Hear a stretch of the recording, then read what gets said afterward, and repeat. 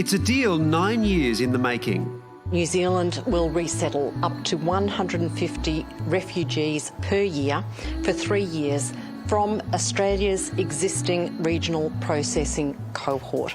A 2013 agreement between the Gillard Labor government and then New Zealand PM John Key finally honoured. Today is my birthday. I think this is the best news and the best present I have ever had in all my life. And I am very happy for the refugees who are going to be free. Until today, successive coalition governments had avoided signing on the dotted line. The argument went that any refugee resettlement deal with New Zealand would create a side door allowing entry to Australia.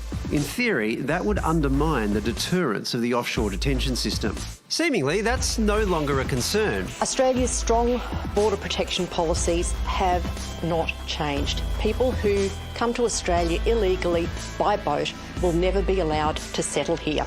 They're boat people, as are we. And we destroyed their lives with a singularly vicious, abject cruelty.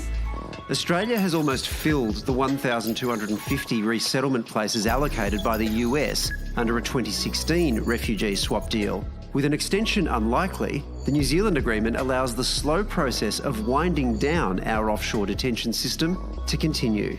I really feel it should happen long time ago. No one deserves this.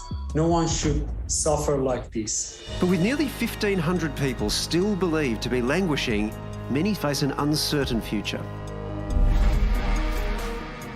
Gee, you really can't help feeling that there's an election coming, can you, Gareth? Well, yeah, why now is I guess, the obvious question. And the coalition has made stopping the boats central to their political identity, and they've been loath to do anything that would in any way be perceived to weaken that position. And they don't really care if they're criticised for it because they think it plays well in the mortgage belt of Australia, and they don't want those scenes of boats arriving and having the perception of an uncontrolled border again. So I guess the why now is the interesting part. Karen Andrews there says, well, we're not changing our policy.